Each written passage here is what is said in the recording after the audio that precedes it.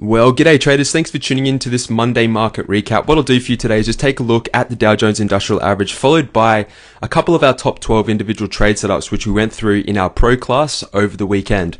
What we've seen today anyway, being Monday's trading session, is quite a bearish day. This is what we call a one black crow candlestick pattern, and it's a quite significant cautionary bearish sort of reversal signal that you can get in the way of candlestick patterns. Now, it did occur today, but it did occur on quite low volume, which is interesting. Now, what this market is doing at the moment, it's really trying to establish as to whether it wants to break out and trade higher or in fact roll over at this price level. What you can see is essentially a head and shoulders pattern which may be setting up, and we are at that right location where the right shoulder is going to form. So again, at the moment on the overall markets, it's too premature to become overly bullish. We can get, again, a couple of days or a week's worth of data where the actual market itself goes nowhere before we get that clear directional break either higher or lower. As you can see on my screen, in the event that this market wants to move lower, we always need price to confirm. So we need to ask ourselves, where is the price, or what price point is most probable for a high probability trade? And that price point really comes in below the 16,000 level on the Dow Jones Industrial Average. Let me just tell you why. First of all, we need that right shoulder to confirm, and we also need to break below these three exponential moving averages. As you can see today, we did establish a lower wick, which is saying that there is buying pressure and it is coming around that 10 and that 20 exponential moving average. On top of that, we also have the long-term simple moving averages. Now, this pink one here is the 100 simple moving average, and although the price trigger is above it, if we do sell off below 15,999, I do expect this market to at least come down and touch the 200, or come down and tag old support, or at least establish a new lower low. So as you can see, since February, we've established the first lower low relative to the low made in December. Now, this is an early trend reversal, which could take place. Again, it is a little premature, and all we can really do is just work with the data which is given to us each day and just progress forward with the new information which we receive. So as a whole, the overall market is still looking weak. Last week, it took 5 trading days to really establish that little minor sort of breakout, and it was sort of all nulligated or nullified today in this one trading days session. It'd be very, very interesting to see how this market plays out. Having a look anyway at some individual trade setups, Apple hasn't triggered. If anything, we are going to continue sideways, and these Bollinger Bands are looking to squeeze. So this trade will come good. You just need to remain patient, and if we do get that Bollinger Band squeeze, it is going to be a very good money-making opportunity. As you can see here with Amazon, also, you can see this is a little bit more defined. We are in a very nice Bollinger Band squeeze as well. A lot of conflicting, sort of convoluted sort of messages and signals as technical analysts, which are shooting off on Amazon. I can give you both a bullish and a bearish sort of criteria for a trade, but in green at the moment, these are really where the two triggers are set up to trade Amazon in the event that it breaks up or above those associated triggers.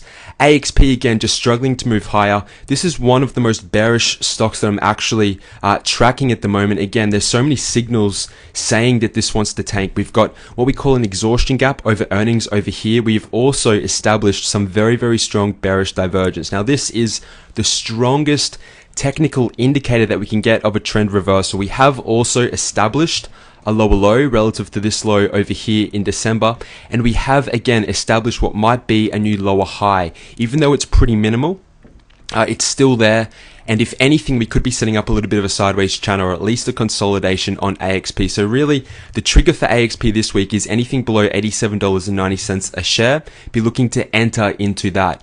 Baidu came very close to our trigger down here at 163.47. Again, we bracket traded Baidu. So in the event that the market wants to move bearish, and that really applies to the NASDAQ as well, looking at an entry below here, it's below support. It's also below the exponential moving averages. As you can see, if I zoom in on the detail, it is below the 10, the 20, and the 50. Although we did see a little bit of a bullish candlestick today, this could certainly tank, just like it did in January during that first bearish sell-off for the year.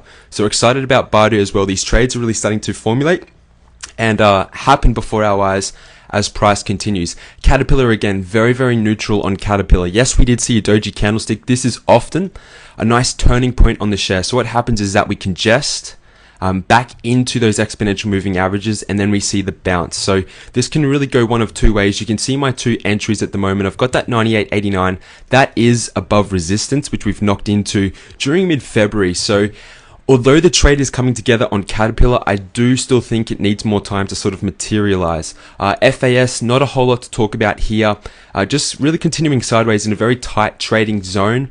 This can either go one of two ways as well, just like the market. So please remain neutral on many of these shares. We've got Google here doing a nice retracement. This could be a little bit of a bull flag. We've got our contingent order set up at $1,230 a share to enter into call contracts.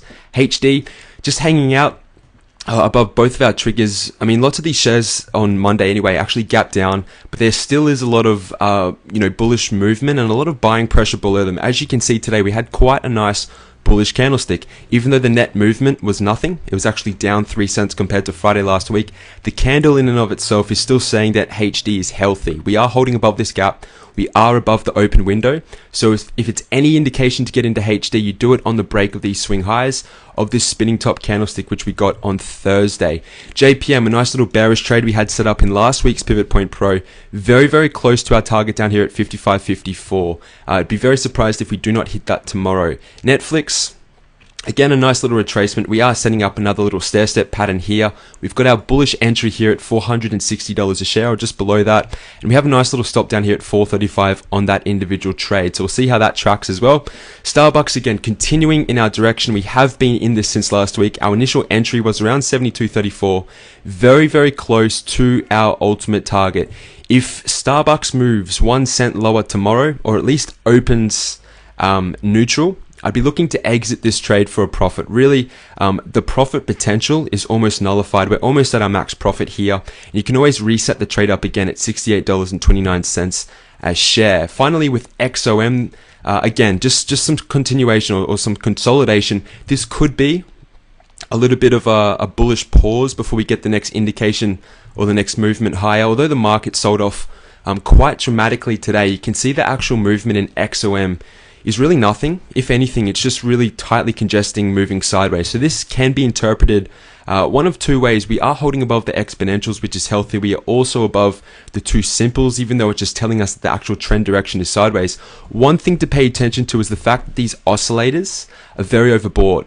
So generally what happens is during a sideways trending move, when we get the sell signal to sell short, or to say to exit out of our bullish trades, you get the retracement in the actual stock. Now this could just be, again, another wave rotation lower, which is setting up. So you can see that if you are in a bullish trade, we have our stop here at 94.55, but we also have set ourselves up for success with an entry below $93.81 on XOM.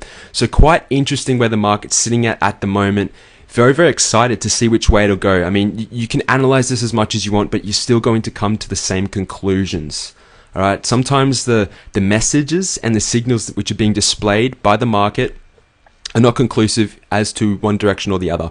And during these times, you just need to remain neutral and wait for better confirmation. And that's exactly what we're doing here at Pivot Point Trading. So thanks a lot for watching this analysis video for Monday. I'll be back with you on Wednesday, if not maybe even Tuesday, in the event that the market sells off even more and closes below our trigger down here at 15,999. All the best traders around the world. Good to hear from you. I'll see you soon. Goodbye.